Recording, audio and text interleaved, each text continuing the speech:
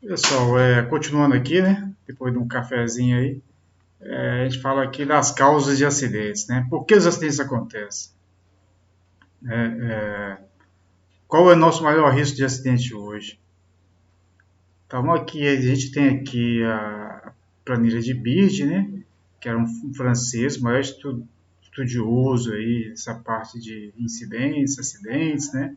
Foi bastante tempo essa pesquisa e hoje as empresas utilizam como uma literatura de apoio, né? A gente tem a pirâmide aqui, a gente já falou isso, até que a planilha nossa é mais simplificada.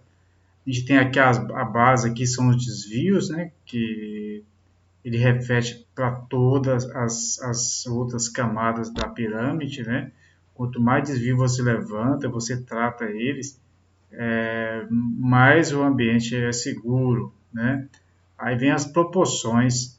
A cada 300 desvios, né, você pode ter um acidente de perda grave, né, lá no topo da pirâmide. Uma fatalidade, um desastre ambiental, uma perda material de grande proporção. E aí vai. 3 mil incidentes, né, gerou porque pode ser que você não tenha levantado as 30 mil desvios e pode ser que você tenha levantado, mas quando inteirou 30 mil desvios sem medidas, irá acontecer proporcionalmente 3 mil desvios. E aí por diante, perda leve, perda média, né? E aí vai a pirâmide.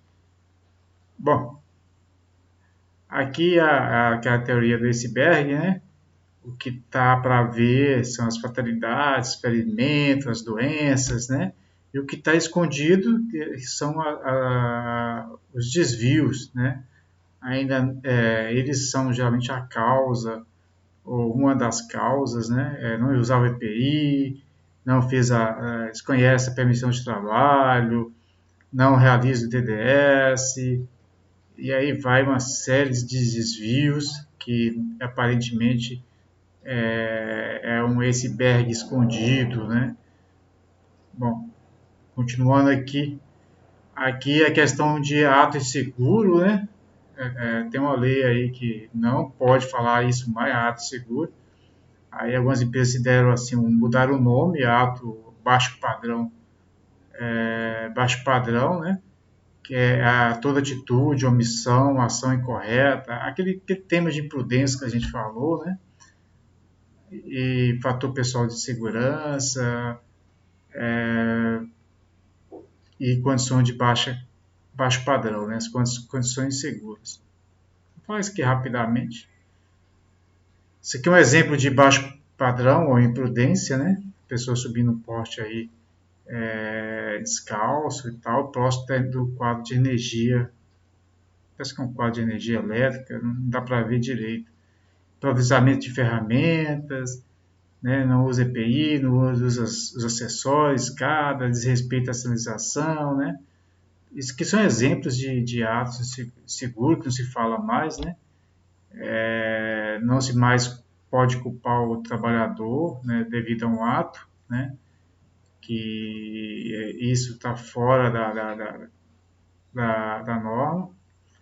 Bom, continuando aqui é um exemplo de condições seguras, desorganização, falta de proteção, né, e buraco no piso, defeito nas parte elétrica não isolada, é uma série de situações. Uma foto aqui. Bom, eu não tenho certeza se eu passei isso aqui, porque eu dei uma paradinha, mas, bom, vamos passar rapidamente aqui. Isso aqui é um teorema que 98% dos acidentes são evitáveis. Eu acredito que não. Eu entendo que 100% dos acidentes são evitáveis, sim, né? Todo acidente é uma falha, o homem falhou, né? E isso que a gente viu lá no primeira parte, não foi isso? Então, assim, tudo é previsível. A gente vai ver na frente como é que eu. Por que eu estou falando isso? Tudo é previsível. A gente vai ter uma noção aqui. Porque a questão de adorno, né? Eles são materiais resistentes, por isso que eles são proibidos no ambiente de trabalho. Acontece você aí ter uma amputação de dedo, por isso que os anéis, os adornos, as pulseiras, né? Devemos evitar até o relógio. Aqui é uma ferramenta improvisada, vê que o cano está soldado no martelo, né? Ela está com a rebarba também, e essa rebarba é quando você entra em choque com outro metal, ele dispara como se fosse uma arma, não é isso? Projeto. Aqui a comunicação de incidentes, que é importante a gente estar falando, porque a comunicação de incidentes, como eu falei, ela deve ser feita no máximo um dia útil após a ocorrência. Ou se cair numa segunda, é terça-feira, 24 horas, até as 23 horas e 59 minutos do dia seguinte, né? Senão você corre o risco de ser multado. E agora com a entrada do e-social, isso é tem que acontecer. A empresa tem que dar todas as condições para vocês fazer ou não a comunicação de acidente. Lembrar que essa comunicação, todo acidente deve ser comunicado imediatamente e também o mais rápido também a investigação, porque a investigação e a análise, né, ela tem que ser feita rápida, tem que começar porque o cenário deve estar preservado. Depois de o pessoal tirar o isolamento, mexer nas coisas, aí perde o sentido e então, assim, fica muito dedicado na forma de aprender. Todo acidente a gente aprende muito, seja com afastamento, seja sem afastamento, seja com CAT, seja sem CAT. Só reforçando um pouco em relação a CAT, né? Nosso procedimento é o seguinte: acidentou, comunicou, tem que procurar assistência médica. Não é enfermeiro, não é nada, é o médico mesmo. Só ele vai falar da sua lesão. Se você tem a lesão ou se você não tem a lesão. Só o médico pode falar. Então, assim, a pessoa não procura o médico imediatamente, vai para casa. Aí praticamente descaracterizou o acidente, a lesão. Aí vem a dúvida: será que foi no futebol? Será que foi em outro lugar? No trabalho não foi, porque não comunicou. Então, assim, a gente chama isso de perda de prazo. Então, mesmo que a lesão seja pequena, você não tem afastamento, você tem que pegar um atestado de comparecimento, tá certo? E lembrar que CAT não entra no FAP da empresa, o fator acidentário, né? Ele não entra mais até os 15 dias. Quando passou dos 15, entrou no INSS, ele começa a contar, a INSS vai ter um custo, esse custo ele passa para a empresa 70 vezes mais. No nosso caso, 2021, um acidente custa na faixa de R$ 75.000 ao ano. Se a empresa gastou 4 mil, o INSS gastou 4 mil, ela vem buscar na empresa, como vai buscar agora, nesses 26 eventos, 75 mil de cada funcionário do ano de 2017, aliás, 2018 e 2019. Busca de uma vez, assim, diluída durante os 12 meses, né? Então, cada acidente nos custou 75, é muito dinheiro. Bom, uma coisa que eu esqueci também de falar sobre o acidente de trajeto que para o acidente de trabalho, ou é um acidente de trabalho também, esse não entra no FAP, a empresa não tem esse gerenciamento, então não tem prejuízo nenhum a empresa fazer a CAT. Porém, assim, existe um cuidado. Quando é acidente de trajeto, tem que ter um boletim de ocorrência, tá certo? Procedimento na maioria das empresas, inclusive a nossa empresa, você precisa sofrer um acidente de trajeto, também tem que procurar assistência médica. E você deixar para outro dia, pô, perdeu o prazo. Então, imediatamente você vai no médico, pega o atestado de comparecimento, o atestado de afastamento e necessita do BO. Aí você fica reclamando, o BO é muito difícil. Mas é a única prova que a empresa tem que ela vai analisar que houve acidente de trajeto. Porque quando você vai na delegacia e informa, eu me acidentei na BR, isso aqui, quilômetro 3, então a empresa vai pegar seu comprovante de endereço, vai ver realmente se você acidentou se era seu caminho, né, casa-trabalho, trabalho-casa. Se teve algum desvio, acabou. Não é considerado acidente de trajeto. Tá certo? Como eu já falei, o horário não tem horário, é o tempo necessário que você tem da sua casa para o trabalho. Eu já falei isso, né? Então, assim, é fundamental que a gente tenha em mãos esse boletim de ocorrência, quando se tratar, mesmo no ônibus, mesmo na calçada. Dentro da sua casa não é, lógico, né? Quando você saiu da empresa, já começa a contar o acidente, a possibilidade de ter um acidente de trajeto. E tem, né? Então, ficam bem atentos a essa questão do prazo e a questão do boletim de ocorrência para trajeto.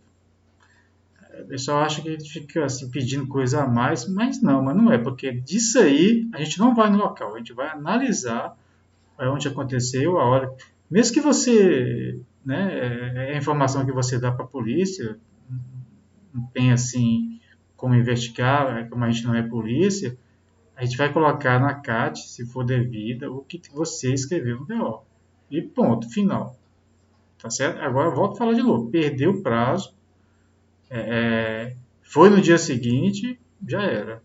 Não tem como fazer um documento com informações faltando, o cara acidentou, fala um horário na polícia, mas o atestado dele é depois que ele foi na polícia. Não tem como. O atestado foi um dia após que ele acidentou. Também não, né? São coisas que é incoerentes. Então não vai se abrir a CAT. Bom, aqui são as doenças profissionais. Entendemos que as doenças profissionais ela tem um viés próprio, tá certo?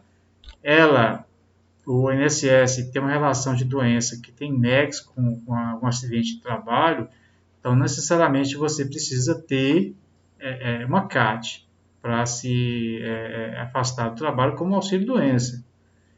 Pelo contrário, esse aqui é bem mais caro que o acidente, porque se a pessoa for aposentar, se for afastado 5 anos, 10 anos, o INSS é a mesma coisa, vai na empresa buscar de uma vez só.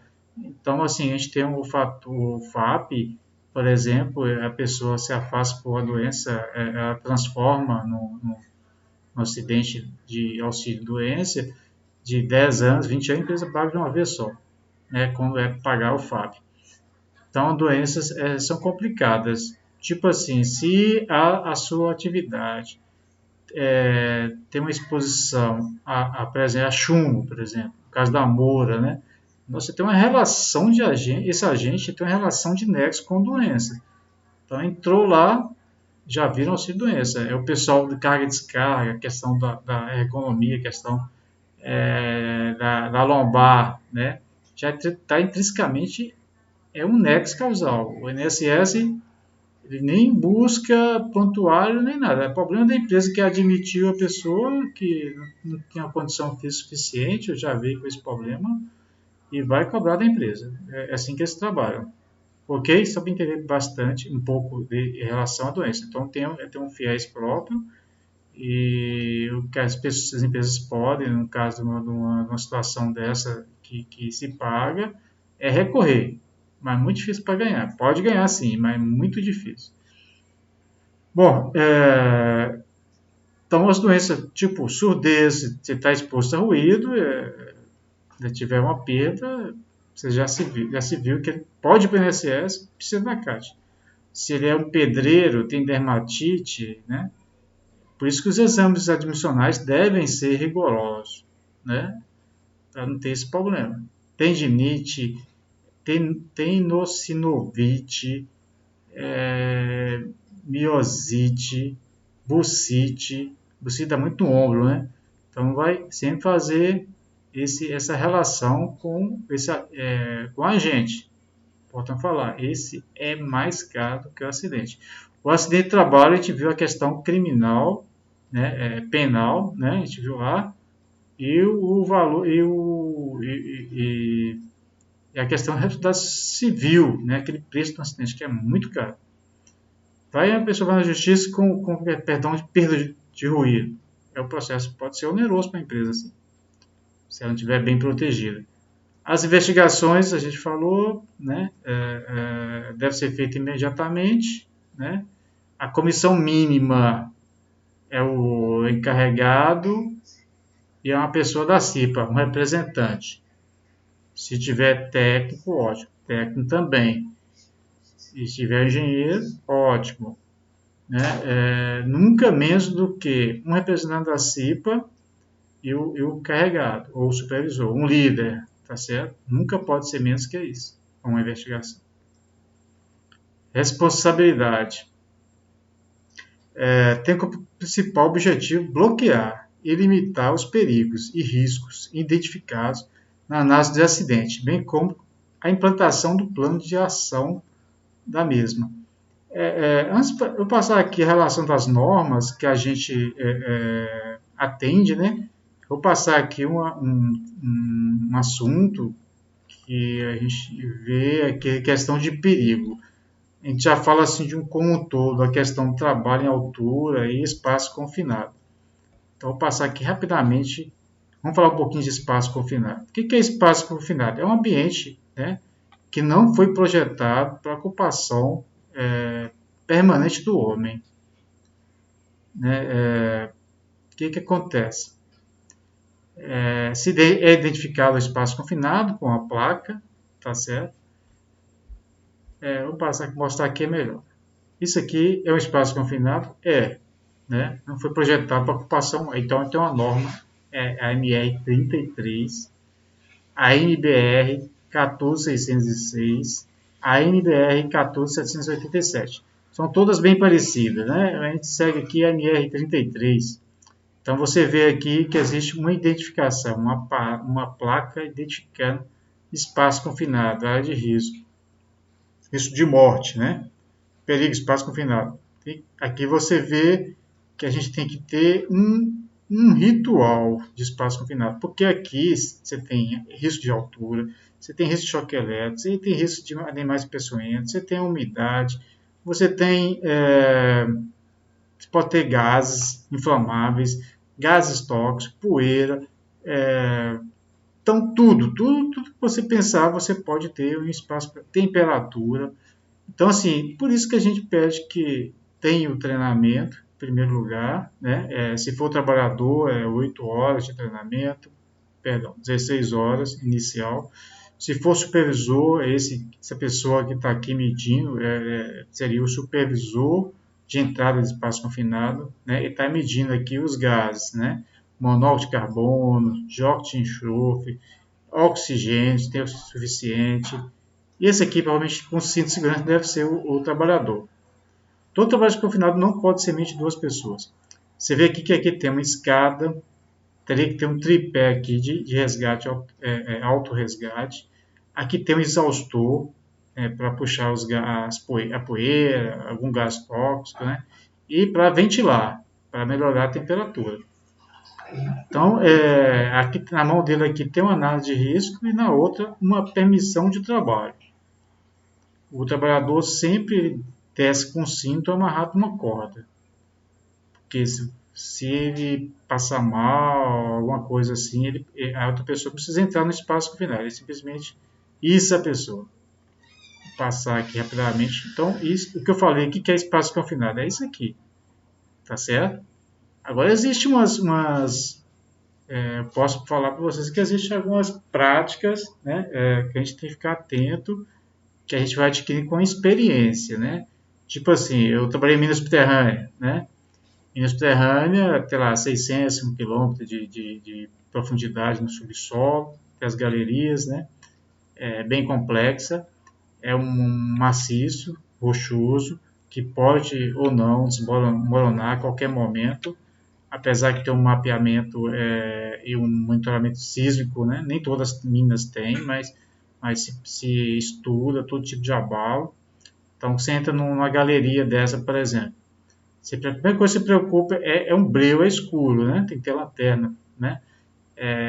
Se preocupa se tem ventilação. Então, uma técnica boa, você pega uma poeira, um talco, e joga, né? E solta. Se cair perpendicular, linha reta, né? Você entende que não tem ventilação. Você começa a ficar preocupado de levar a ventilação. Aí você está nessa galeria e você vê a marca nas galerias, marca de água, né? Você fica preocupado que ali pode ser um lugar de uma tromba d'água, né? Que chove na cabeceira, que pode te atingir, por isso que você tem que ficar esperto, que ali é um lugar de escoamento de água, como os bueiros são, né? Então, quando você tem escoamento de água, você tem perda de oxigênio, né? Um exemplo, caixa d'água, aquele nível da tampa, o espelho da água, aquele espaço de 17% de oxigênio. É impossível um homem ficar ali mais de um minuto, né? Sem oxigênio a gente não consegue. O oxigênio é o mínimo para sobreviver, é 19%, né? É 19 a 23%. Então, a gente respira aqui é 21%, né? Eu estou aqui agora 21%, e você está na sala 21%. Os restos são outros gases, né? Nitrogênio, hidrogênio, né? Que compõem o nosso ar. Bom, outra dica que a gente dá para espaço confinado é a questão do. Só lembrar aqui, se a gente fazer uma comparação, essas marcas d'água para você ficar atento. Outra coisa, você pode ficar atento, né? Por exemplo, só uma comparação. Antigamente, as mineradoras usavam os canarinhos. Os canarinhos são aqueles passarinhos amarelos que brigam, que é muito encantador. Aí a gente não tinha aparelho. Ele colocava ele lá na frente de trabalho, porque a turma chegava, né, avistava o passarinho, se estiver cantando, comendo alpiche, ótimo, ótimo, pessoal, iniciava o trabalho. E de momento que quando ele estava silencioso, a turma já não entrava.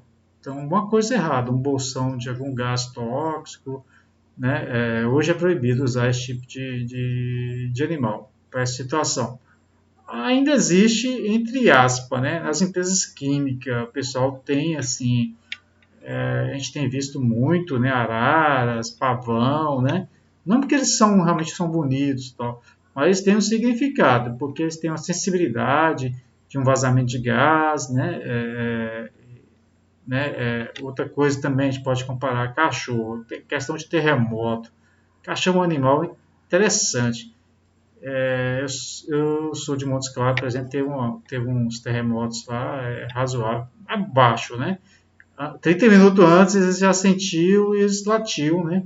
Um latia numa casa, outro latia. Parece que todos os cachorros estão latindo de uma vez só. Tá? Esses animais, eles têm um instinto, né? Bom, o que mais pode falar? Não esquecendo dos riscos de animais peçonhentos, né? De questão de riscos biológicos. Bom, aqui você vê um tripé aqui. Ó. Normalmente todo trabalho de espaço confinado, assim, no caso de bueiro, essas coisas, estivesse com cinto de segurança amarrado no trava-queda, um tripé de alto resgate. Aqui o peso da pessoa fica 10 vezes menos, né? Facilmente o vigia aqui, ele sobe. Espaço confinado também, a gente pode ter risco de uma tubulação de um ácido, né? Se não tiver válvula, né? Você tem que estudar uma análise de risco para travar essas válvulas, se for um tanque, por exemplo, e colocar cadeado. Ou um tanque de combustível, de gasolina, você tem que garantir que todos os vapores, todos os gases saiam desse ambiente, né? Seja lavando com água, seja um ventilador, né, expulsando esses agentes, tá certo? Bom, continuando aqui, linha T3, a gente tem linha de abertura de linha, como eu falei, são as linhas que pode liberar algum produto tóxico, né? Seja de fluidos, seja de gás, né? E de energia, uma energia perigosa, né? Que possa colocar em risco a integridade do trabalhador. Por isso que essas atividades de risco, todas elas, é necessário uma análise preliminar de risco. Né? Se senta numa sala, vai ao campo, levanta todos os riscos, todas as medidas, né, a serem adotadas para que realmente evite o acidente. Aqui uma área, algumas são áreas classificadas de risco de explosão, né? Vamos passar rápido aqui. Eu vou falar que a questão do bloqueio é muito importante. A pessoa, quando entrar, né, tem um cadeado próprio, que ele venha bloquear a energia e alguma válvula, né, para garantir que nenhuma outra pessoa venha acionar de forma acidental. Chama aberta, né? É emissão de energia ou chama, né? Isqueiro, alguma solda que pode provocar uma ignição e causar um incêndio seguido de explosão. Vamos falar sobre isso aqui não, só para ter ideia. Aqui é o nível de oxigênio, 20,9, mas geralmente é 21, que o aparelho ele marca 20,9. Então nós temos esses aparelhos para avaliação. No treinamento a gente mostra para o pessoal como é que utiliza. Pode ser que no momento a gente utilize ali na entrada do espaço confinado, mas existe uma sequência de medir lá dentro e também, né, uma necessidade também de medir várias vezes. Aqui alguns conceitos de situação em espaço confinado, engolfamento, igual a criança se engolfa com o próprio vômito, né? No caso aqui seria uma poeira, a pessoa tão fina que ela não consegue, tem dificuldade de respirar. Aqui o enriquecimento de oxigênio torna a atmosfera bem perigosa se ele passar de 23%. Isso aqui é uma técnica de inertização. É aquele negócio de você jogar um gás para lavar um espaço confinado, um tanque com CO2, por exemplo. O pessoal usa isso aí. Mas ele também elimina oxigênio, deixa o ambiente deficiente, né? A espaço confinado fala muito de descamento seguro, são as ferramentas, esses equipamentos de medir, e são todos protegidos contra explosão e ignição, os que são todos emborrachados. Leitura direta, né, o equipamento ele tem uma leitura direta, rápida, instantânea, né? Aqui a PET, permissão de entrada do trabalho, né, deve ser preenchido pelo supervisor de entrada de espaço confinado. Aqui é o conceito de proficiência, as pessoas que dão treinamento são aqueles, né, pode ser um técnico, pode ser um engenheiro, né, de preferência, que tem proficiência, tem experiência, aptidão, capacitação. Né, um treinamento aí de 40 horas, aliado à experiência. Aqui nós temos a proteção respiratória, o que eu posso falar a vocês, aqui nós temos uma polêmica, né? Não polêmica para máscara de resgate autônomo, mas polêmica sim, de você trabalhar com máscara.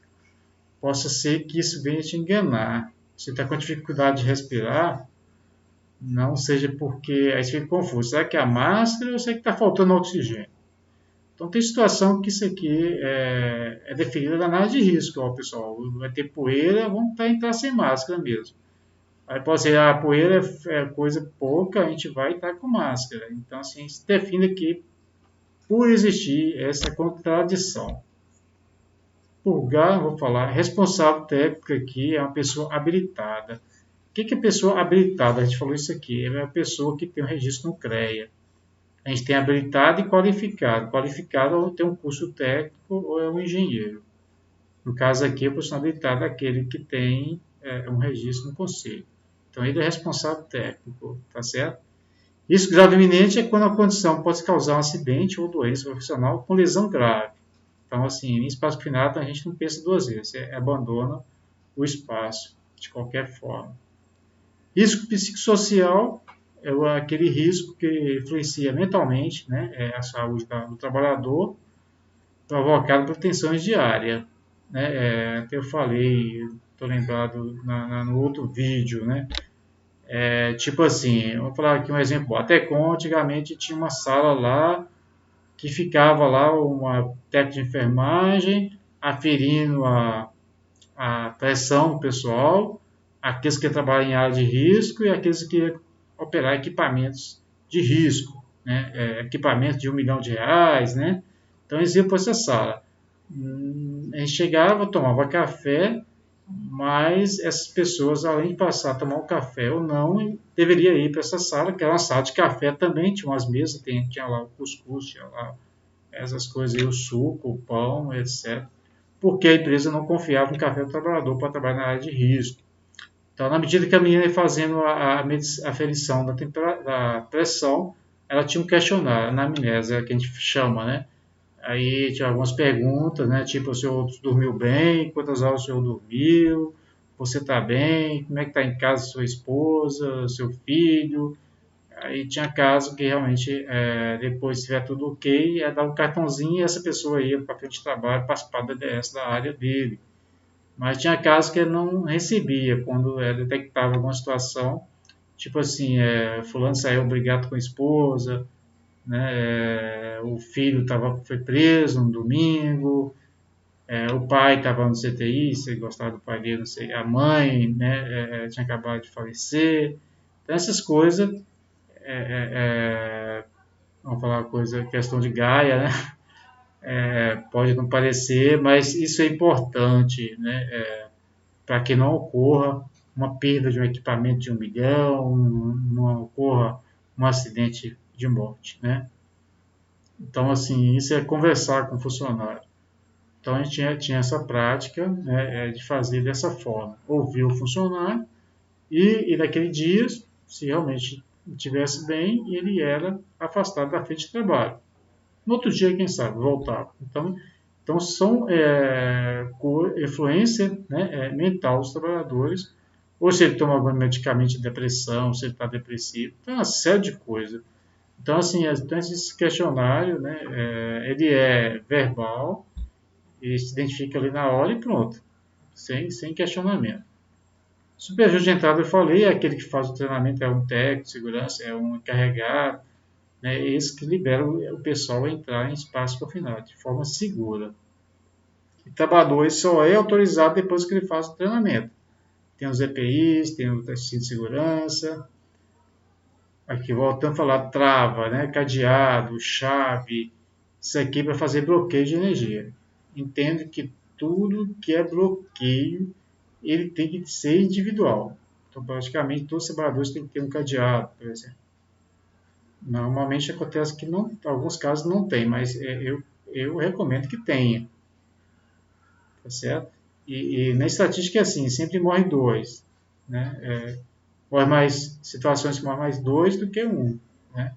Vigia, aquele que fica na entrada do espaço confinado. Ele pode ser um trabalhador com treinamento e pode ser o próprio supervisor de entrada. Aqui é o exemplo de espaço confinado, né? Que eu falei, tem todos os riscos, né? Aqui um silo, aqui um bueiro, né? Galeria, poça de esgoto, aqui é uma tubulação, né? E aqui é um tanque que possa ser gasolina, silos, né? Caixa d'água, onde que não foi feito para permanência do homem é considerado espaço confinado. Vamos falar a caixa d'água, se ela for altura baixa, não precisa ser um espaço confinado, mas se ela cobrir o homem, um reservatório é um espaço confinado. Então, eu recomendo o rigor total, né? O ritual, usar o ventilador, usar a iluminação, usar o exaustor, usar o cinto de segurança, usar a corda, usar o tripé, sistema de resgate, ver se a necessidade de ter uma ambulância próxima, esse tipo de trabalho, né, de risco não fazer em finais de semana, à noite, principalmente véspera de feriado. Eu falei anteriormente, eu esqueci, a gente tem uma situação que não precisa nem fazer estatística mais. Acidente, por exemplo, na construção civil, antigamente o pessoal trabalhava no dia 23 de dezembro, trabalhava São João. Né? Hoje as empresas já conscientizaram em que não tinha sentido um trabalhador na obra aqui da Via Mangue às 17 horas do dia 23 de dezembro, sendo que ele morava em Pesqueira, por exemplo. Então, ele era potencialmente, tinha 80% de ser um acidente fatal. Então, assim, demorou muito para os empresários das empresas adotarem. Em final de ano, eles saíram no dia 22 de dezembro e só voltaram no dia 2 de janeiro.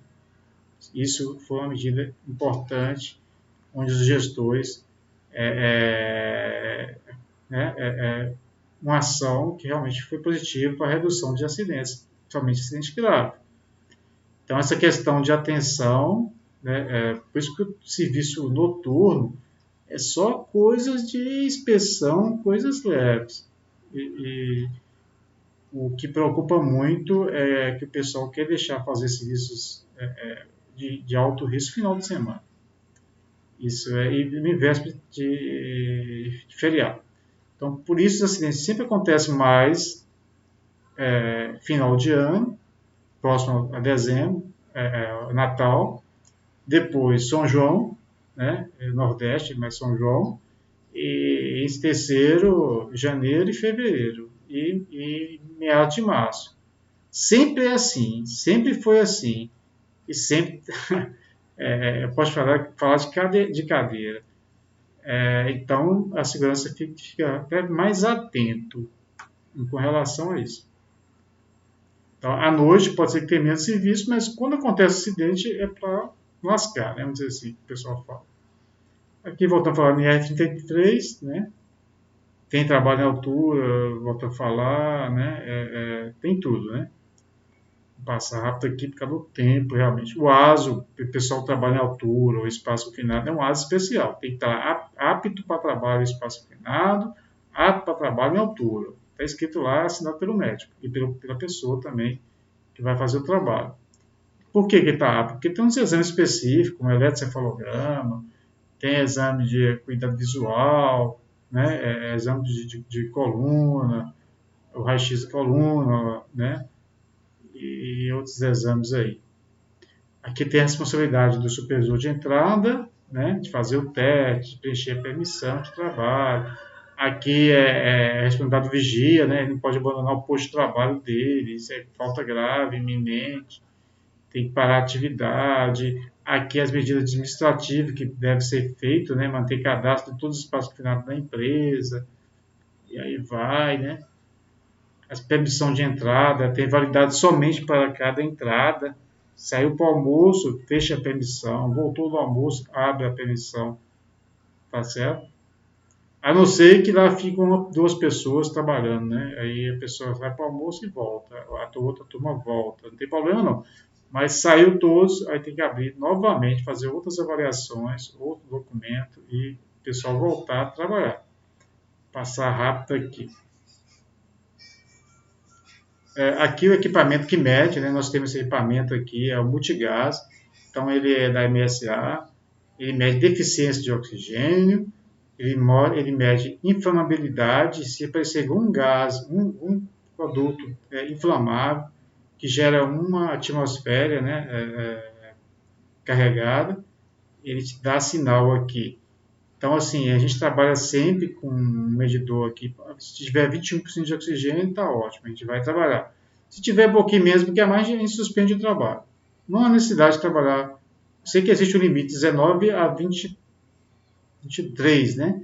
Você pode estar com 19? Pode, dá para trabalhar, dá. Mas não há necessidade, trabalha sempre com 21. Inflamabilidade, você tem um limite de até 15%. Mas também não há necessidade, a gente trabalha com zero inflamabilidade. Por isso exaustor, por isso o ventilador. E esses gases tóxicos aqui, que é o monóxido de carbono, aqui o sulfídrico, né? É o gás da composição de matéria orgânica, para vocês entenderem que a composição de matéria orgânica gera esse gás, ele é tóxico, tá certo? Ele é asfixiante, ele é inflamável também. Vou dar um exemplo aqui desse gás, H2S. Meu vizinho tinha uma cisterna, jogava lixo, aí um dia queria saber o nível desse lixo, aí o que ele fez? Riscou o fósforo do papel, jogou lá dentro e ficou olhando onde que o papel ia cair, que ia fazer aquela iluminação toda. Realmente aconteceu essa iluminação, só que foi uma explosão. Aí ele voou junto com a tampa da cisterna. Não morreu, não. Um senhorzinho, certo? Então, assim, você pode ter um forro, aqueles animais, pombo, né? Ele morre ali dentro, aí começa a gerar um gás, não é só carniça, não. Aquela carniça é a geração de um gás, é uma bactéria que vai comendo ali e vai gerar esse gás. Por isso que chega no lixão, a gente crava um tubo lá, aí começa a sair o gás por esse tubo, se risca com fósforo, vira um fogão. No lixão acontece muito isso aí, nem precisa nem comprar gás. Tem gente que pega as fezes do porco e faz o processo de gerar energia. E aí por diante. Então, esse aqui é um equipamento fisicamente seguro, porque é todo emborrachado, ele não abre chama, né? E a leitura dele é direta. Bom, aqui é questão de temperatura, né? Calor. Aí tem um equipamento que nós temos também, que é um tipo termômetro, né? Então é o seguinte, se está quente, chama a segurança e mede. Aí fala assim, não dá para trabalhar, vamos medir. Então, existe uma tabela no Ministério do Trabalho que define, né? É um trabalho contínuo, como está aqui, ó. A gente pega o equipamento, ele até 30 BUTG, você pode trabalhar, se a atividade for leve, sentado, uma coisa bem leve. Se for atividade em pé, contando peça, por exemplo, é até 26,7, 26,7 BTU, está dentro, pode ser contínuo. Pesado, batendo pá, alguma coisa assim, até 25. Esse 25 aqui, essa diferença pela grau Celsius, é questão de 5, 4 graus, tá certo? Então, no caso leva aqui, está 30 aqui, é até 34, 35 é a temperatura. Agora, passou disso aí para um trabalho mais alto, né, de 30,1 IBUTG a 30,6, leve, aí tem uma tabela de descanso, né? 45 minutos trabalhando, 15 descansando. E aí vai, 30 minutos trabalhando, 30 descansando. Vai, conforme a temperatura vai subindo. E chegar a um ponto que acima de 32 BUTG é proibido para leve e acima de 31,1 é moderado, é proibido e acima de 30 atividade pesada também é proibido sem a adoção de medidas adequadas de controle. Que medidas são essas, né? Não é mais de descanso. Talvez uma roupa, né, que você tem um ar mandado para dentro dessa roupa, uma linha de ar mandado. Pode ser, tá certo? Então, só explicando assim, não tem desculpa, não tem assim questão, eu acho que está quente, é só medir e veremos a tabela. Se está quente, vamos comprar um climatizador, vamos comprar um ventilador, instalar um exaustor, tudo tem jeito, tá certo? Aqui é o sistema de proteção, aqui é um sistema que talvez, vamos dizer aqui, uma empresa de frigorífico, que tem muito amônia, por exemplo, né? Aí é normal ter vazamento na tubulação, a pessoa vai lá fechar uma válvula, abrir uma válvula. Ele usa equipamento autônomo, que é essa aqui, né? Ou a linha de vidro, a linha de ar mandado. Então, as máscaras autônomo ou ar mandado, está escrito aqui. E PPR é Programa de Proteção Respiratória. Essas pessoas, para trabalhar em espaço confinado, tem um requisito aí de não ter barba, tem um requisito de não ser pessoas grandes, pesadas, né? Pelo contrário, pessoas magras, pequenas, né? Fica mais fácil numa situação de resgate e até mesmo para se movimentar nesses espaços que são realmente restritos. Que é o sistema de içamento de pessoas, que é o sistema de resgate. A gente tem um sistema de resgate bem parecido com esse aqui. E aqui é a questão do primeiro socorro. Sempre tem que ficar um trabalho espaçonado, você tem que ter uma sistemática de como socorrer a pessoa. Por isso que a gente não recomenda fazer trabalhos à noite de alto risco. E por quê? Mas agora na Covid, né? Covid-19, né? Já não tem hospital, não garantimos que ele vai ser atendido. Não tem um telefone de emergência, não tem um rádio, talvez a ambulância tenha que ficar próxima, isso tudo se define na análise de risco. Ok, pessoal? Se vai ter um ambu, se vai ter duas macas, duas ambulâncias, aí na análise da turma lá, ele vai definir isso aí. Tem um rádio, né? Você vai fazer de dia, você vai fazer de noite, vai fazer na semana. Normalmente se faz esse trabalho de risco na semana. Bom, esse aqui é o espaço final, rapidamente falando com vocês. Então, assim, é bem parecido com o trabalho na altura. Vamos voltar aqui para o treinamento, né? Aqui, vamos falar um pouco das normas, rapidamente. As NR, ela dita o que a gente tem que fazer no trabalho. A gente tem que NR1 aqui, ele fala das diretrizes dos treinamentos, né? Tem treinamento que não tinha a questão da reciclagem, o prazo, né? Agora, assim, tipo NR35, ele tem um prazo. Cada 2 anos, você tem que fazer reciclagem. Mas tem outros treinamentos que não tinha essa validade. Agora tem, são 2 anos no máximo. Se não tem naquela atividade de espaço confinado, por exemplo, é 1 ano. Se não tivesse, ia ser 2. Vamos falar aqui sobre as plataformas levatórias. Lá, são 2 anos agora para ter reciclagem. Bom, é uma norma que diz a questão de treinamento, que faz ligações com os programas de segurança, programas de saúde e programa de gerenciamento de PGRO, gerenciamento de riscos ocupacionais.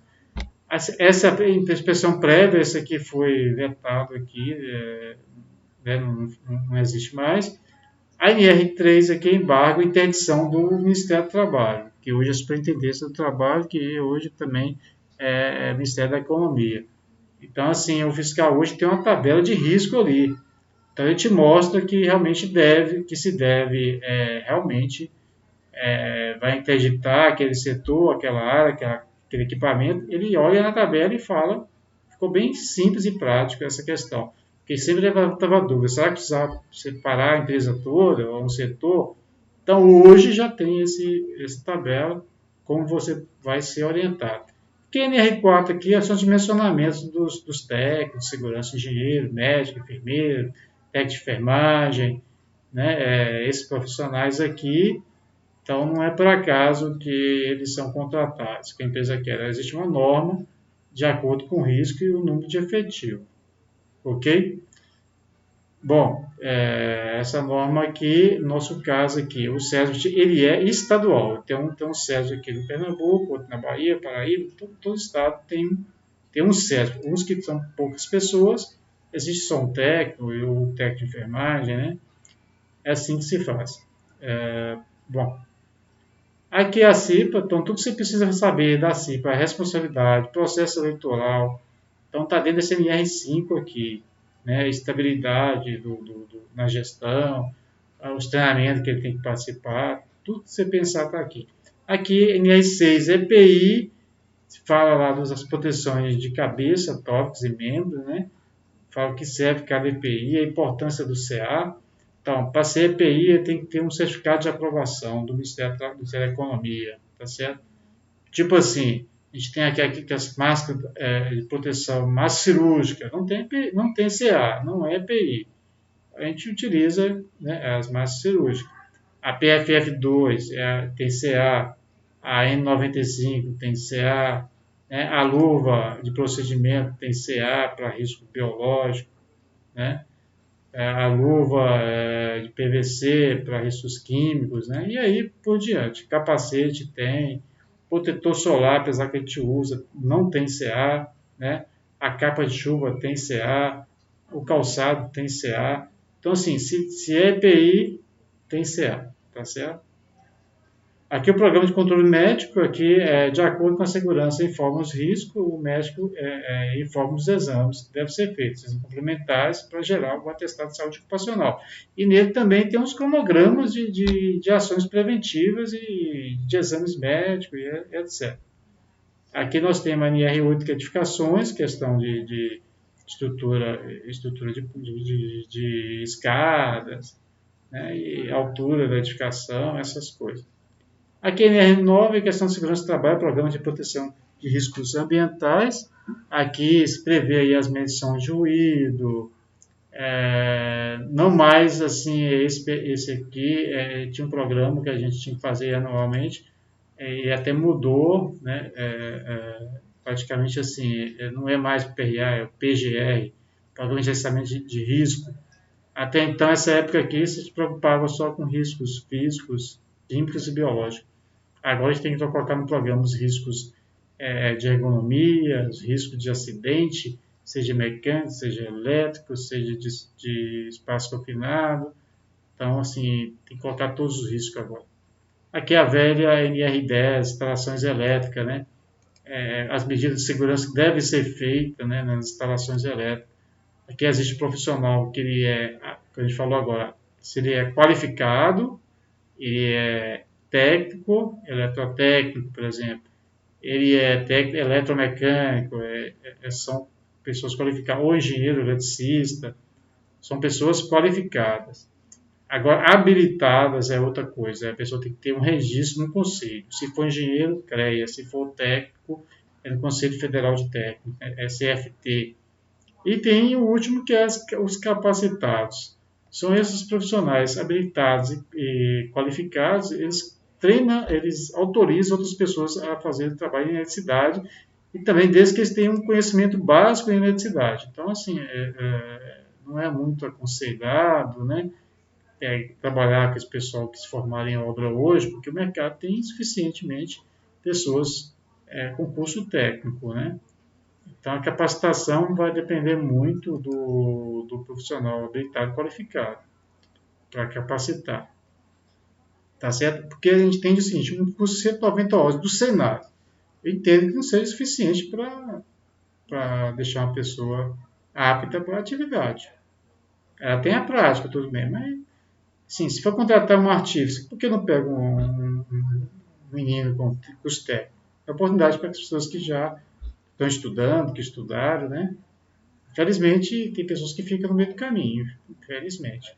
Mas, assim, nada é proibido desde que tem as pessoas que têm formação em obra tenham um profissional para que autorize ele, que ele seja capacitado da empresa. Tá certo? E a NR11, 10, ela tem a questão da validade do treinamento, que são de, se for o básico, inicial, 40 horas. Se for reciclagem, não tem uma carga horária. Pode ser 8, pode ser 2, pode ser 40, diz que passa o programa de reciclagem. E se for mexer com alta tensão, ele tem outro treinamento de 40 horas, que é o CEP, Sistema de Eletripotência. Tá certo? A pessoa trabalha em subestação, tem que ter o CEP, que é outros riscos, uns riscos mais complicados.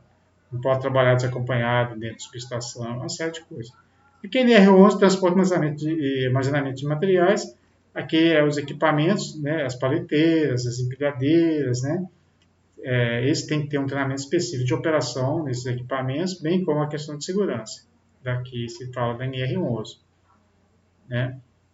Bom, esse aqui tem validade de 2 anos, esse treinamento deve ser reciclado. NR12 são os equipamentos e marcas de equipamentos. Né? Por exemplo, a Socev tem as suas marcas de equipamentos, ela é obrigada a treinar as pessoas que vão operar esses equipamentos, né? Em específico, equipamento. Então, não tem esse negócio de treinar nenhum serve para todos. Não. Cada equipamento é cada equipamento. Se tiver um equipamento que ele tem uma forma de trabalho, chegou um equipamento, o mesmo equipamento mais novo, com mais recursos, ele deve ter passado por outro treinamento que seja equalizado esse equipamento para que ele possa entender quais os recursos. Tá certo? Esse treinamento vale 2 anos. Agora, se o equipamento é do cliente, a responsabilidade é do cliente dar esse treinamento, porque as pessoas, quando esse equipamento chegou, as pessoas foram treinadas, se foi alugado, já aluga equipamento com treinamento, tipo exemplo, plataforma elevatória. Não precisa de carteira de habilitação, mas tem que ter um treinamento no mínimo 4 horas, né, com validade de 2 anos. Então, assim, o cliente já aluga ela com treinamento, com uma pessoa lá dentro para dar esse treinamento. Aqui em Caldeiras, a gente não tem muitas caldeiras aqui, e a NR13, baixa pressão, por exemplo, compressores, essas coisas. Isso aqui é importantíssimo, né, esse equipamento ser inspecionado, principalmente as válvulas de segurança. Podem causar acidentes de alta potência, né, de gravidade. Aqui, fornos, a gente trabalha nenhum contrato com fornos aqui. Aqui vai muito com temperatura, as regras, né, treinamento, tem NR que é específico isso aí. A NR15 aqui, a gente fala sobre a insalubridade, operações insalubres. Por exemplo, a pessoa trabalha em hospital. Se for hospital que não é de tratamento de doença contagiosa, mexendo com lixo, resíduo, né? 20% do salário mínimo, né? Aí, se for um hospital, tipo Correia Picanço, de referência, Otávio de Freitas, tratamento de tuberculose, essas coisas, a possibilidade passa a ser 40%. Então, se analisa aqui também a atividade da pessoa. Nem sempre o ambiente entra, porque tem situação de vigilante, ele ganha 30% de precocidade por ser vigilante, mas em insalubridade ele não tem direito, ele não tem contato com o paciente, ele não tem contato com o lixo, o caso do porteiro, ele não tem contato com o paciente e tem contato com o lixo, então não se enquadra aqui normalmente. Aqui é operações perigosas, aqui é o pessoal que trabalha com moto na empresa, é o pessoal que trabalha armado, é o pessoal que trabalha com eletricidade. Então eles têm um adicional aqui, 30% do salário base. Tem hora que esse 30% é maior do que a insalubridade. Tem hora que não, a insalubridade de 40% seja maior que a tranquilidade, depende do salário de cada um. A QNR é ergonomia, né? Estuda a questão de adaptação do posto de trabalho ao homem, certo? Então, assim, mobiliário, ergonomia na máquina para operar, e lembrar que teve uma modificação recentemente, que não mais a gente cobrava da pessoa, fica aí, encosta no encosto da cadeira, apoia os pés, melhora a coluna, a postura. Hoje não, hoje isso aí é coisa do passado. A pessoa se posiciona do jeito que ela achar mais confortável. Então teve essa mudança aí, entendendo que não adiantava muito ficar corrigindo as pessoas, era voltar para a posição inicial. Bom, aqui em R18 sobre construção civil, né, obras, seja até mesmo manutenção, né, eles também têm que fazer um treinamento, saber os riscos, né, da construção ou da manutenção. Bom, aqui pode entrar andame, uma série de coisas aqui, específico de um treinamento dessa atividade. Aqui, questão de explosivo não é o caso aqui, isso aqui mais é para mineração, obras de detonações, né, de túneis, ponte. Aqui no R20 a gente tem muito trabalho aqui de NR20, que é os líquidos inflamáveis, que é o líquidos e gases, faltou gases aqui. Na verdade, são materiais inflamáveis, né? No caso da Nacional Gás, vazamento de gás, né? Que é um treinamento aí, pessoal, da operação de 20 horas, um treinamento avançado 1, né? O pessoal que está afastado do SG são 8 horas e o pessoal administrativo 4 horas. As reciclagens são também a cada 2 anos, nesses casos aí, e de apenas 4 horas. Tá certo? Muito importante isso aqui, porque foca realmente nesses ambientes de atmosfera, áreas classificadas, né, de alto risco de explosão. Aqui em R21 é trabalho em céu, a céu aberto, né? Também tem o caso de mineração aqui, aí vai. Aqui em R22 é mineração, não é o nosso caso, específico, tudo que você pensa de mineração subterrânea, mineração céu aberto, ele fala aqui, até a questão de CIPA, que está aqui dentro. Aqui a NR23, que fala com proteção contra incêndio, ela que remete às NBRs, que remete à legislação do bombeiro do Estado, seja de Pernambuco, tudo bem parecido, Minas Gerais, São Paulo, alvará de vistoria do bombeiro, saída de emergência, porta de emergência, sensores de fumaça, sprinklers, hidrantes, portas corta-fogo, simulados de emergência, e aí vai, né? Aquele R24, condições sanitárias de conforto, né? São dimensionamentos dos chuveiros, né? Cada fração de 10 pessoas, um chuveiro, se esse ambiente for insalubre, né? A cada 20 pessoas, um vaso, tem que ter no mínimo 1 metro quadrado de área, tem que ter papel, tem que ter porta com tranca interna, o box de chuveiro também tem que ter porta, né? Com trinco, né? Tem que ter o estrado para ele pisar, tem que ter sabonete, ter lugar para colocar o sabão, o cabide. Então, tudo que você pensar aqui de refeitório, por exemplo, cozinha, alojamento, está na minha 24, né? Aqui, resíduos industriais, para quem trabalha em indústria, né? Questão de escolha, essas coisas, como se pudesse proceder questão de resíduos. Aqui, 26 são sinalizações de segurança também, como fazer sinalização, né? Onde você deve sinalizar, uma regra aí de placas, faixas, sinalização verticais, são nas paredes, poste, né? E horizontais, pode ser no piso, né? Que deve ser feito. Aqui em R27, questão dos técnicos de segurança, o registro desse, que ainda tem a polêmica, foi para o CREA, aí saiu, voltou, aí foi para o Ministério do Trabalho. Hoje está no Ministério do Trabalho. Como eles não têm conselho, fica com o Ministério do Trabalho. Aqui é 28, as fiscalizações e penalidades. Aqui são as penalidades de cada item do INSS. Se não for cumprido, tem um preço em o FII. Né? Não é nada que assuste o empresário. Valores pequenos, né? Realmente pequenos, não se compara o que a empresa é punida em caso de acidente, tá certo? Por exemplo, eu até falado no outro vídeo, nós pagamos aí mais de 900 mil reais por ano, que poderia estar sendo aproveitado com outros fins, né? Não que o nosso FAP é alto, mas assim, a gente é penalizado, certo ponto. Apesar que a gente é o quinto melhor entre as filiais, né? Temos aí três filiais que são bonificadas, né? Com um custo menor no desconto, né? Nossa intenção aqui 2 anos é ficar neutro, né? Ficar a 1%.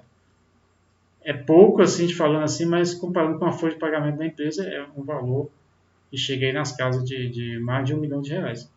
Aqui em NR29, questão portuária, a gente tem trabalho em alguns portos aí. Bom, aí tem as regras específicas do porto. Aqui é NR30, aquaviária, a gente não tem nenhum contrato na parte de aquaviária. NR31, o que mais pega para a gente aqui é a aplicação dos inseticidas, né? Devemos evitar o máximo possível esses usos de inseticidas, né? Agrotóxicos, né? Porque você vai capinar. Você tem a capina química porque você tem que pagar 40% de salubridade, porque você tem que colocar em risco a saúde. Esses produtos são todos esses cancerígenos, ele pode desenvolver uma doença no futuro. Então, assim, tem mil e uma razões para você não usar os pesticidas, os inseticidas, tá certo? E NF32 fala de saúde, o trabalho no serviço de saúde, em hospitais, UPAs, etc. Aí, tudo que você precisa está aqui dentro, né, dessa NR, que tem umas 40, 42 páginas. É bem bacana isso aqui, para habitador, o pessoal da levantamento de risco. Tem uma série de coisas aqui para especificidade de saúde, né? Programa de resíduos, né? Lixo infectante, tem tudo aqui. A NR33 a gente falou aqui sobre espaço confinado, aí veio a NR também de indústria naval, né? No caso estaleiro, etc. No nosso caso, não tem nenhum contrato lá. E NR35 em altura, a gente está careca de saber algumas atividades de limpeza de vidro, acima de 2 metros de altura, né? Que haja risco de queda, né? Bom, é importante dizer que os aqueles cintos de segurança, acho que a dificuldade que eu tenho aqui é realmente avisar o pessoal que aquele cinto com amortecedor no talabaixo, ele só deve usar acima de 4 metros. É muito difícil a gente ter trabalho acima de 4 metros. Então, assim, aquele amortecedor ele pode ser útil, sim, mas a pessoa vai bater no chão. Se tiver a menos de 4 metros, ela vai se chocar contra o chão. Então, por favor, devolva esse cinto e pega ele sem esse amortecedor. Ele é até mais barato. Aqui é a questão do frigorífico. Os frigoríficos são campeões de acidente. A gente acho que não tem um ou dois contratos, tem pessoas nossas lá, que pega frigoríficos é a questão do uso da faca, né? Um frigorífico normal tem uma sala dos ossos, tem lá 300 pessoas, 200 pessoas, uma com a faca do lado da outra, um se cortando, é complicado. Piso escorregadio, o pessoal batendo a patela do joelho. Eu já trabalhei em frigorífico, eu sei que não é fácil. O risco do amônio, vazamento de amônio pelo sistema de refrigeração. É bem complicado, é muita gente, o serviço é muito manual. E aqui a última NR mais nova, que é o serviço de plataformas de petróleo, né? Então, bom, pessoal, esses aqui são as NRs que a gente tem que estar atento aí para seguir. Aqui questão de mapa de risco, né? Todos os postos de trabalho tem que ter um mapa de risco, mostrando a saída, quais são os riscos, isso já falei, físico, que biológico, né? Esses aí, acidente econômico, né? Cada um aqui, físico é esse aqui, ó, que é ruído, que é vibração, que é esse materialete aqui, é essa radiação de solda não ionizante, aqui é uma radiação ionizante, um raio-x, por exemplo. Aqui os químicos são os produtos, né? Os gases, vapores, poeiras, névoas, né? E vapores. A maioria das vezes eles são tóxicos, eles são inflamáveis, né? Ele pode entrar no organismo da pessoa, atingir o sistema central nervoso, o sistema central, né, nervoso, né? Ele se pode dar pela pele, pela digestão, pela respiração, né? Tudo isso é levado para a corrente sanguínea que vai causar algum dano, tá certo? Por isso que é importante você entender, saber se treinar na física do produto químico que você esteja usando. Então, e ter acesso a essa ficha. Essa ficha são 14 capítulos, no mínimo. Lá tem todas as questões de incêndio, questões de composição química. Nem sempre o nome é o que você conhece, tipo água sanitária. O nome dele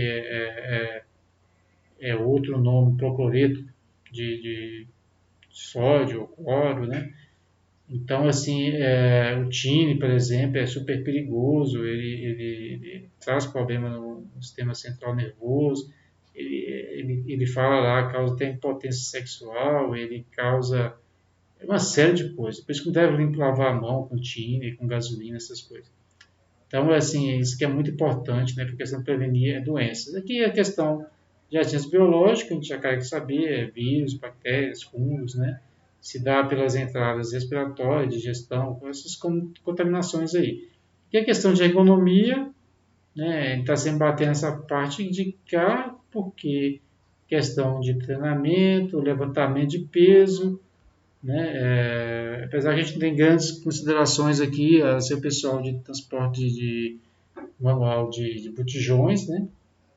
Mas se não tiver condição, pessoal, chama outra pessoa para ajudar, pega um equipamento, uma paleteira, pede uma empilhadeira e aí por diante. Continuação a questão de ergonômica, né? Aqui tem a questão de mostrar a coluna, os danos no disco aqui, né? Muito complicada essa questão, né? Por isso vocês devem observar, fortalecer, fazer exercício, né? Para prevenir doenças agentes ergonômicos, né? Provavelmente da coluna. Por que isso é importante? Porque você não consegue trabalhar. A empresa quer que você trabalhe, infelizmente. A empresa não vai te pagar para você ficar lá parado ou ficar afastado. É uma outra pessoa que coloca no seu lugar. Então é assim que se pensa empresário. Então, assim, coluna é uma coisa complicadíssima, que é uma doença interna, não se vê, não se sabe se a pessoa está fingindo, se é verdade. Só o médico vai dizer, só os laudos, só os exames. Então, assim, muito complicado. Não queira passar por isso aqui, que realmente não compensa. Não, todo mundo tem problema de coluna. A questão mesmo é a questão de fortalecer a coluna mesmo. Aqui os riscos de acidente, né? São vários tipos de situações, iluminação, eletricidade, incêndio, explosão, etc. Como a gente falou, né? O acidente na só levou R$ 75.000. Eu tive recentemente uma situação lá na Nacional Gás, que a noite estava escura, o pessoal trabalha no escuro. Eu pensei, ó, que é melhor. Você compra R$ 1.000 de lâmpada ou você tem R$ 75.000 como funcionário aí? Sem contar, como eu falei no outro vídeo, né? E 75.000 não estou contando os 15 dias que é pago, não estou contando o FGTS que vai cair vai ser pago, eu não estou contando a estabilidade de demanda, eu não estou contando caso uma ação civil na justiça, nada disso estou contando. As férias proporcionais, o 13º, então não estou contando isso. Os 75.000 é um acidente. E também por isso que hoje a gente não trabalha mais com o do passado. Fala assim, tem que contratar até por causa das NS. Não, a empresa poderá ser multada. Poderá ser multada. Então a gente tem que ver a realidade hoje. Segurança também é redução de custo. Por isso tem que mostrar para o empresário que realmente tem economia que é besteira. Fica até mais caro. Vocês estão me entendendo. Né? Uma ferramenta improvisada, né? Só dá trabalho. Bom, passando rapidamente aqui. Questão de gerenciamento, né? Vamos passar aqui risco, vamos passar aqui direito de recusa. Aqui a gente sempre teve isso aqui nas NRs diluídas, em cada NR, mas aqui é importante estar na NR1 agora, como uma NR mãe, né? A pessoa tem direito a recusar o trabalho de risco, né? Só na caixa d'água lá, não tem sim, vai ser sim mesmo, você não tem obrigação de ir. Aí aquele negócio, o pessoal ficava assim, a corda sempre arrebenta na minha faca. Hoje, pessoal, a gente tem visto o pessoal não está sendo bobo, né? Eles filmam, eles gravam, né? Olha quem está querendo que eu desça, olha quem que eu suba. Olha ele falando aqui para me subir sem segurança. Então, isso aí, o supervisor falava assim, a Mano falou de tal e ele não quer trabalhar agora. Ele pegava o vídeo e passava o áudio lá para o RH. Aí, né, você imagina a situação, como é que fica, né? Então, assim, então, o direito de recurso veio para ficar e hoje as tecnologias vêm reforçar isso aí. Passar a questão de álcool e droga, todo mundo sabe, né, que é proibido trabalhar sobre efeito de álcool e drogas, né? Vou falar sobre isso não. Para a proteção a gente já falou, né? Bom, aqui são os EPIs, aqui tem uma peneira para quem trabalha com gás, com botijões, né? Que bate muita canela, é muito manual, e roçadeira, mineração, pedra, essas coisas. Aqui um óculos de segurança, né? Aqui o protetor auricular tipo concha, aqui são capacetes, né? Proteger a cabeça. Aqui os calçados com bota, né? São EPIs, né? Que tem a função de proteger ou minimizar uma possível lesão. Como eu falei anteriormente, o EPI é o último recurso, né? Tudo tem que ser, preferência, ser construído em proteções coletivas. E na falta da engenharia para construir isso, se usa o EPI. E as medidas administrativas. Vamos passar aqui a importância da jugular. Aqui eu uso uma fita refletiva aqui no capacete para ficar visível à noite, né? Além que existe o colete, aqui o colete refletivo, né? Para quem trabalha com trânsito, né? Tanto de dia como à noite, isso facilita bastante para que as pessoas sejam vistas e não sejam atropeladas. Aqui a questão do cinto de segurança, né, a importância dele, esse equipamento geralmente recomenda a validade de 5 anos, né, de uso, né, aqui é um óculos maçariqueiro, aqui é a máscara de solda que eu falei, o soldador estava soldando sem a máscara, o engenheiro foi notificado do Ministério do Trabalho, e depois esse soldador ele se envolve no acidente, perde uma vista, depois o engenheiro é enquadrado como crime doloso, com a intenção de matar. Risco presumido, ele sabia e assumiu e deixou o funcionário sem usar máscara. Então é o seguinte, não é à toa que existe a advertência, a suspensão e a demissão. Então a primeira, divirta, né? A segunda, suspenda. Se persistir, demita, né? Então são evidências, né? Assim, sempre a empresa se responsabiliza por isso, né? E a pessoa pode ser criminalizada, responder o processo criminal quanto a isso, o supervisor ou o teu próprio colega. Então, deixando claro aqui uma situação de acidente grave, irreversível, né? Uma vez perdido. Aqui alguns EPIs, aqui é uma máscara, né? Aqui é um macacão de saneamento, ou o pessoal que usa para fazer pulverização. Toda pulverização tem que ser feita com macacão Tyvek, um macacão PVC, né? E máscara, uma máscara dessa, a máscara dessa com cartucho, né? Geralmente a gente usa muito cartucho para gases ácidos, né? Aqui é um creme para o pessoal que é mecânico, né? Tem um CA aqui, esse é importantíssimo, questão de proteger a pele contra danos de graxa, de óleo, né? E assim por diante. Aqui a questão da importância do óculos, né? Da proteção do óculos, né? Do esmeril, não está usando a proteção do próprio esmeril, nem está usando o óculos, nem está usando o protetor facial e o avental aqui. Vamos passar rapidamente. Que a questão é uma simbologia de ruído, né? No porto, no aeroporto, pode chegar a 140 decibéis.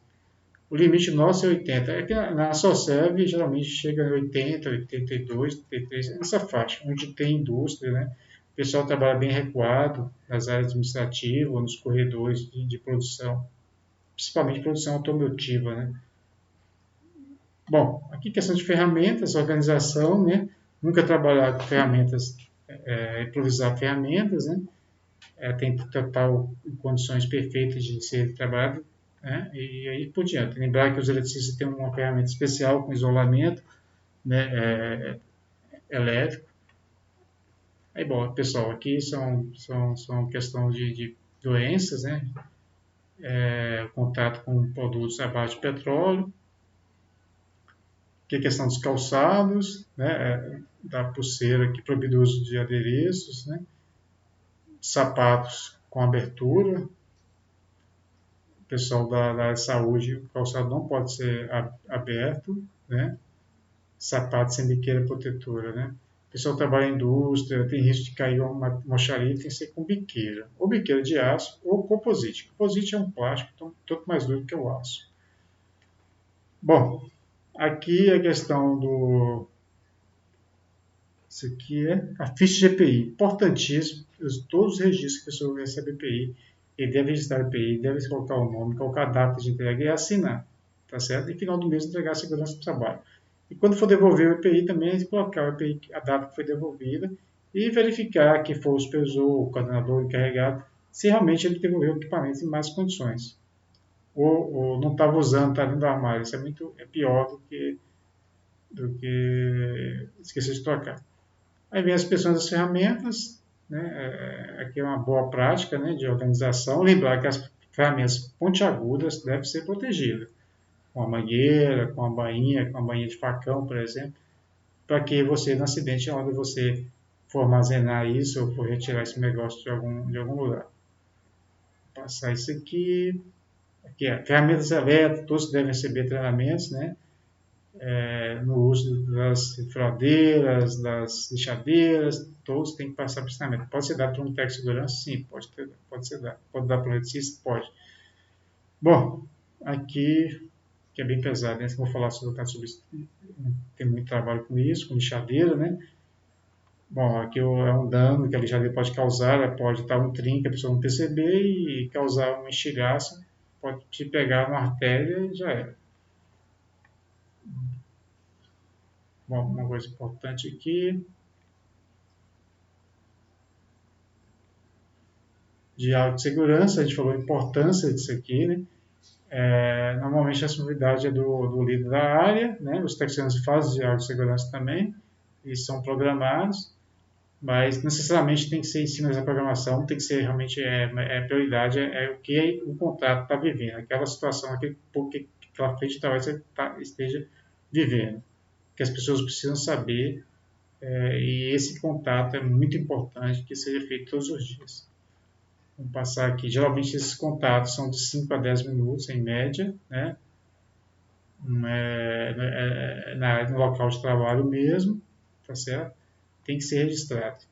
Aqui é uma forma de registrar isso, né? Uma folhinha dá para registrar o mês inteiro, né? Não vai se gastar tanto tempo.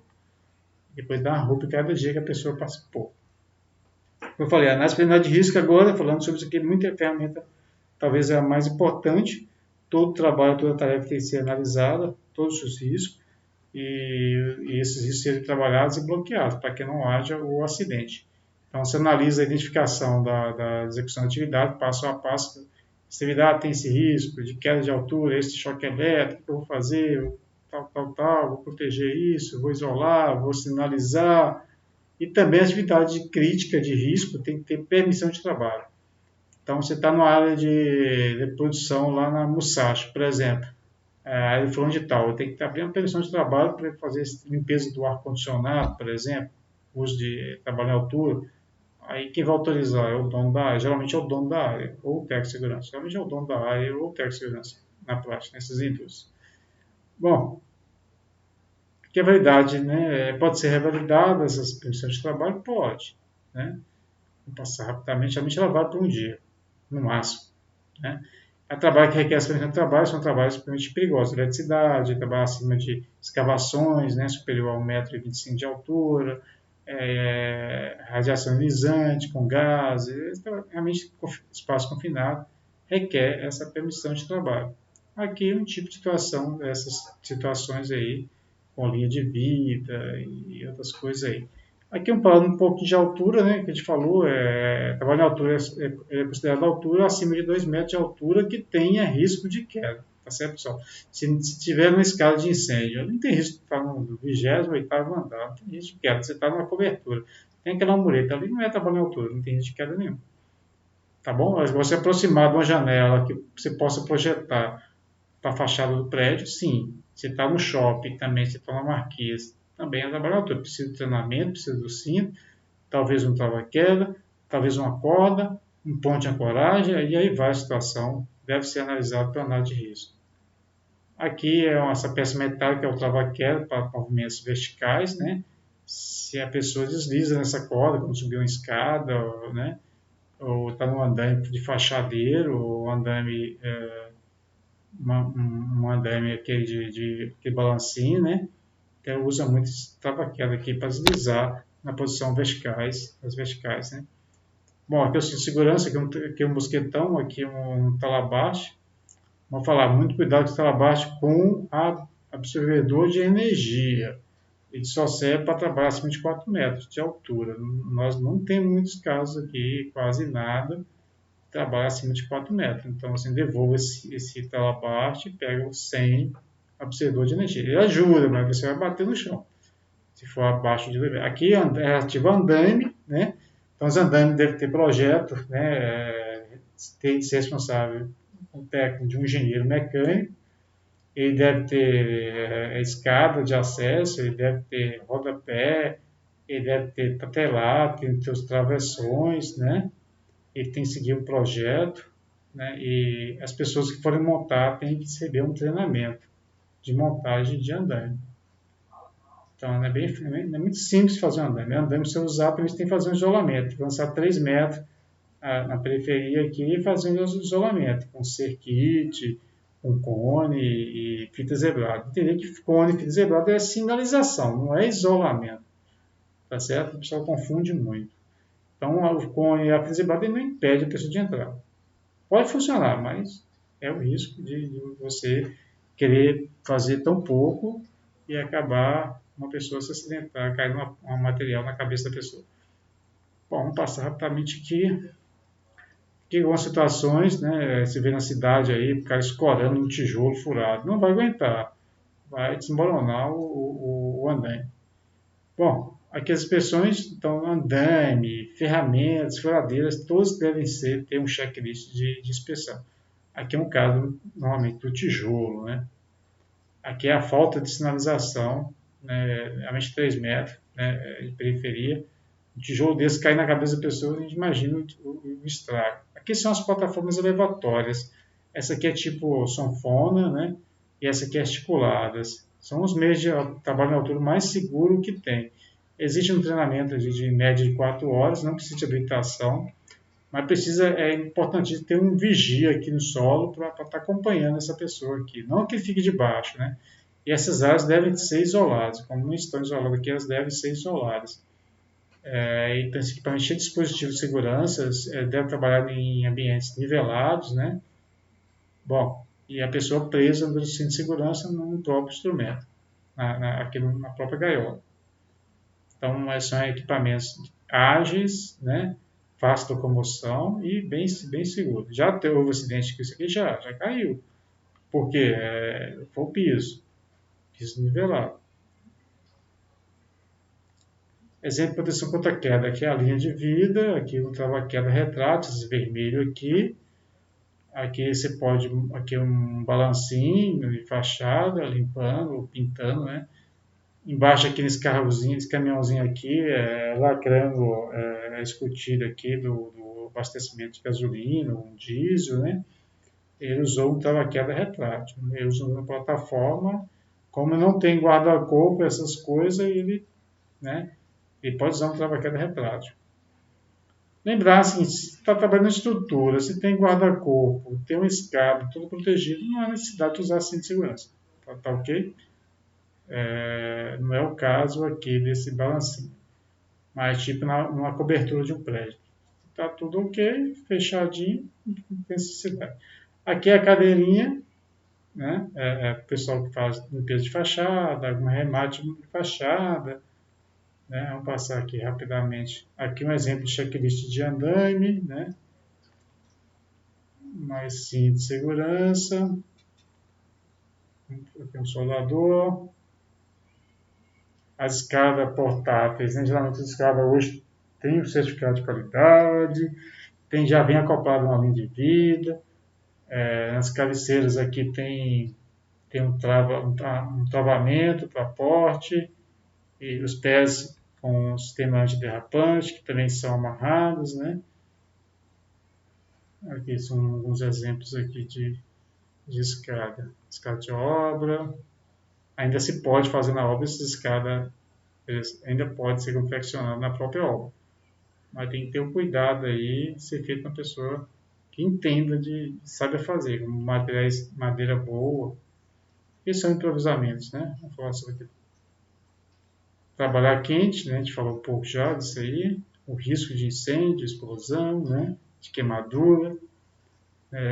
Quando você trabalha quente, sinaliza que a peça está quente para a pessoa não vier depois e querer pegar essa peça quente. A solda submersa, né? Vamos passar aqui rapidamente, e realmente já começa a ficar cansativo, né? Sistema de Oxford, né, tomando sol, nesse né, é um perigo. Vamos falar disso aqui não, a gente quase não usa isso aqui, tem alguns soldadores aí, mas a gente não usa muito essa questão do Oxford. Ter maior cuidado com relação aos manômetros estejam funcionando, estejam calibrados, a canetinha pressurizada, funcionando, as mangueiras da cor correta, verde oxigênio, acetileno, não sei se é vermelho mesmo, não estou lembrado. Aqui esquerda aqui são proibidos, porque eles não têm válvula, eles podem causar uma explosão, pode causar incêndio, que são riscadores de maçarico, correto. Bom, escavação, a gente não tem muita escavação, pode ter, né? Aqui a questão de escoramentos, né? Em obra, aqui escoramento de talude, né? Se chegar a um ponto de você, não, alguém falar, não precisa escorar, então tá bom, então chama um técnico, um engenheiro, um geólogo para garantir que realmente está estável aquele barranco, né? Visto que já aconteceram muitos acidentes aí de uma vala envelopar 3, 4 funcionários. Em São Lourenço teve um caso desse aí, tem 3 engenheiros respondendo o processo de um acidente fatal. 2 acidentes fatais na mesma obra, mais um carregado. Bom, aqui a questão da importância da segregação homem-máquina. Lembrar que o homem deve ficar a 10 metros, no mínimo, do raio da máquina. Você vê que as pessoas estão próximas aqui, elas podem ser atingidas pela carregadeira, né? Com certeza, isso aqui são atitudes que não devem ser feitas. Aqui uma vala, sem escoramento, uma vala mal escorada também, questão de eletricidade, né? Nosso problema maior de incêndio, acidente, somente incêndio, 98% é questão de eletricidade. Subaquecimento, falta de manutenção, falta de uma pessoa qualificada, habilitada, né? Bom, içamento de carga, a gente não tem muitos aqui, mas na área portuária, né? A consequência, né, assim, a irritação é nunca ficar debaixo de carga, né? Como esse caso aqui, né, aqui, nunca fazer isso, né? No momento que a pessoa passando por baixo, na hora que a corrente rebenta e atinge a pessoa. Como esse caso aqui, né? Uma área portuária, o cara estava embaixo, né? A gente recentemente viu uma situação bem parecida com isso aqui, né? A pessoa debaixo da carga. Bom, aqui é sinaleiro, não é o caso nosso aqui. Bom, você sabe que já está aqui, questão de estabilidade do equipamento, né? Distribuição de cargas. Sinalização de isolamento são as placas, são as fitas zebradas, né? Bom, o que mais? Que o tipo de isolamento aqui,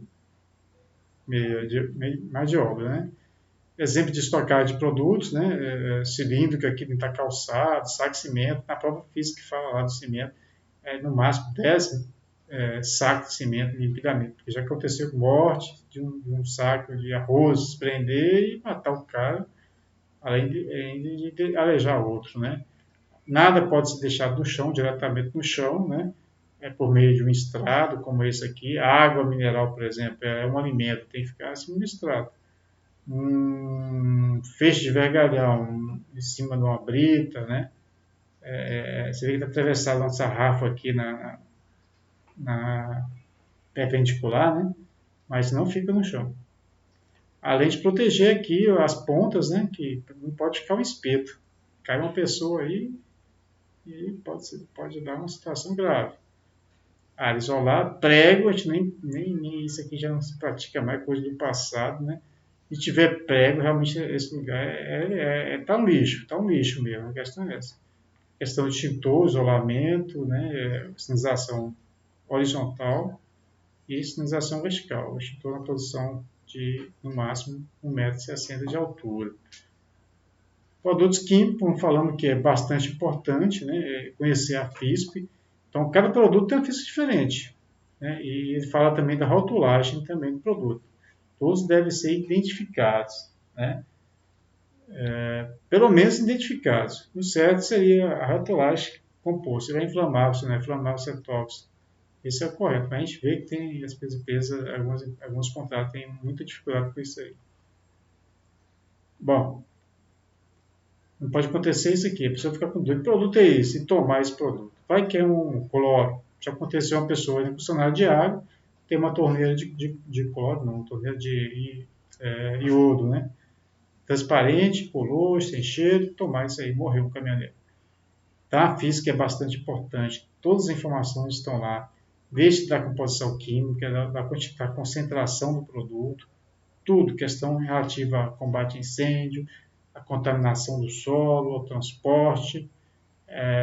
Nem sempre o nome comercial é o nome correto do produto, é o nome científico, né?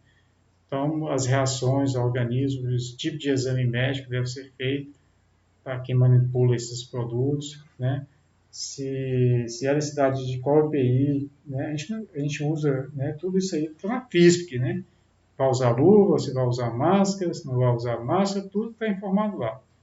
Não precisa inventar nada, tudo está exatamente lá. Aqui são as doenças aqui em relação ao cimento, né? Algumas dermatites aí, muito comum. Se não tratar, vira um câncer. Aí não tem jeito mais. Aqui o diâmetro de Hohmann, né, eu acho interessante, porque ele identifica de forma visual rápida, né, se o produto é inflamável, se faz mal à saúde, se ele tem alguma reação com outro produto, violentamente ou não, e se ele é tóxico. Na realidade, isso aqui ele é obrigatório só nos Estados Unidos, infelizmente. A gente tenta usar isso aí, mas a gente cai na questão de custo, né? Infelizmente. Aqui é questão de combate a incêndio, né? A gente pode falar aqui é que é necessário que tenha uma prática, né, de uso do manejo do extintor de incêndio, e é importante que o trabalho em equipe, como está mostrando aqui, e saber que o fogo é uma reação química, né, que desprende calor e luz. Então, existe aqui o triângulo do fogo. Se você eliminar um desses componentes aqui, ou calor, ou oxigênio, ou material combustível, não vai ter o fogo, no conceito de triângulo do fogo. Então, existe também o quadrilátero do fogo também, de uma reação química. Não vamos falar disso aqui não, mas assim, tipo a gasolina, ela não precisa de uma fonte de ignição para pegar fogo, por exemplo.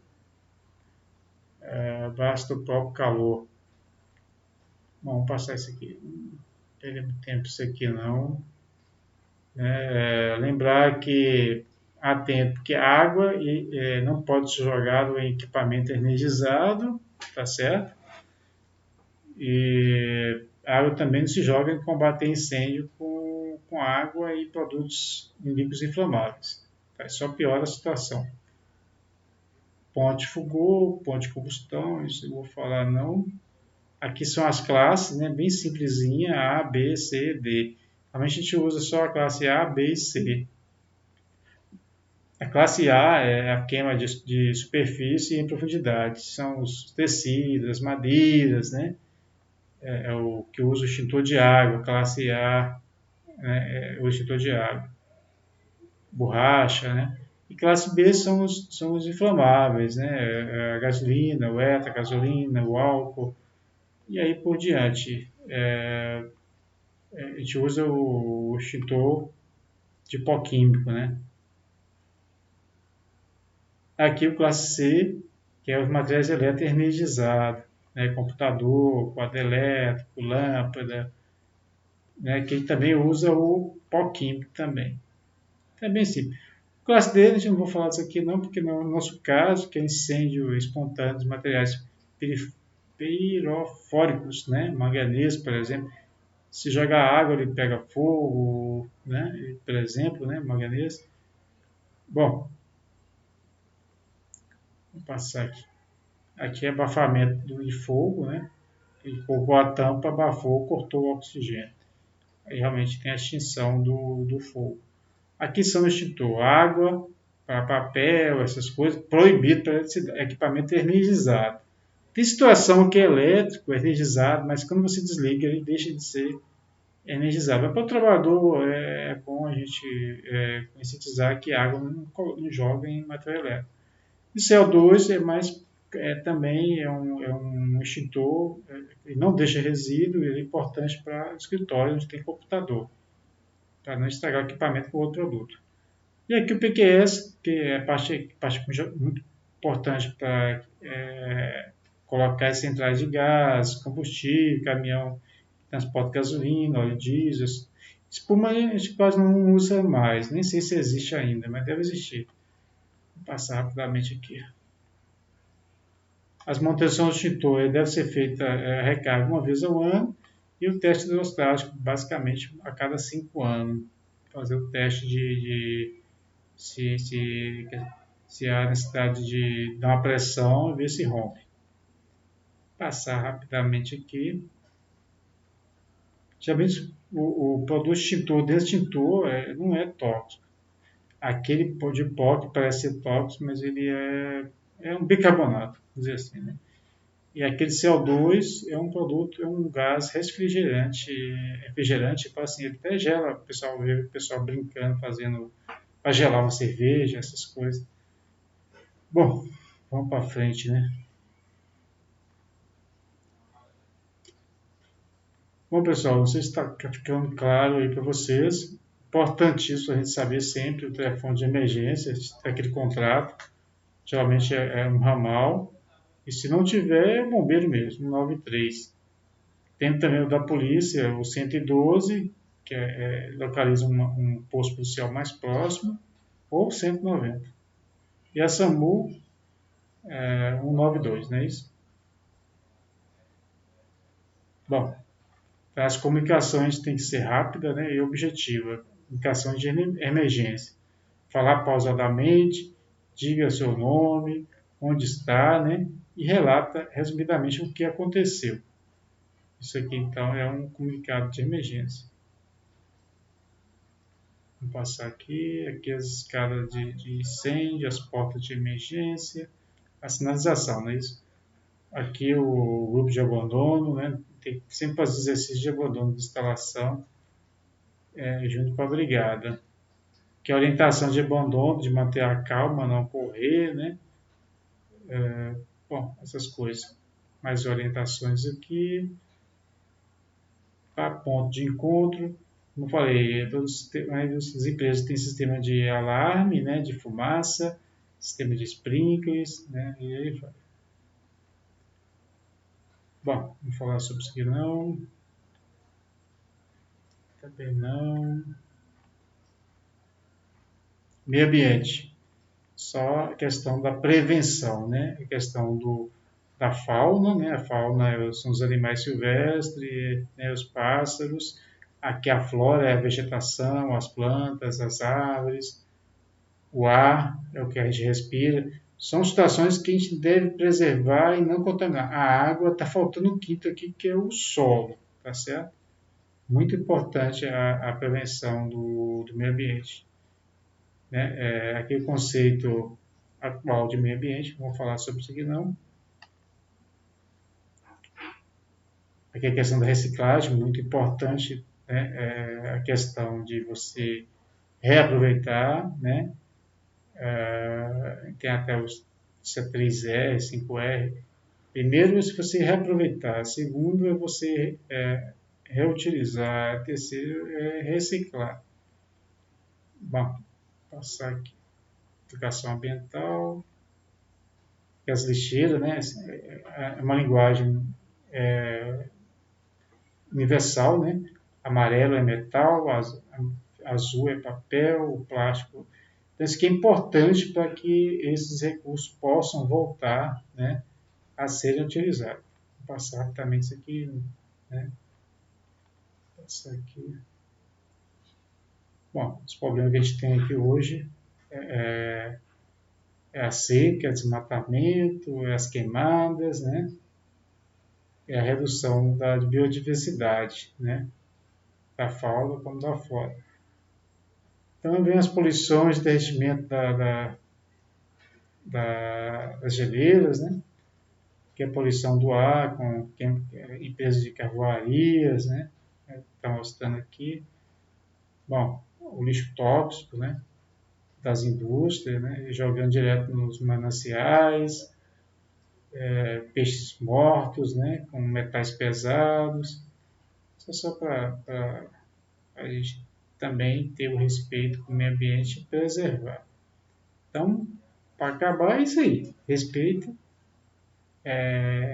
receber para entender. Entender para valorizar. Valorizar para querer preservar. Então, pessoal, esse é um treinamento rápido. Está fazendo um teste aí. Vamos ver se isso pode ajudar a gente, né, nesse período de pandemia. Eu acho que sim. Então, isso aqui a gente considera um treinamento básico aí. O pessoal novato que queria fazer uma reciclagem. Vamos ver como é que fica esse vídeo. Então tá joia. Então boa noite para vocês e obrigado.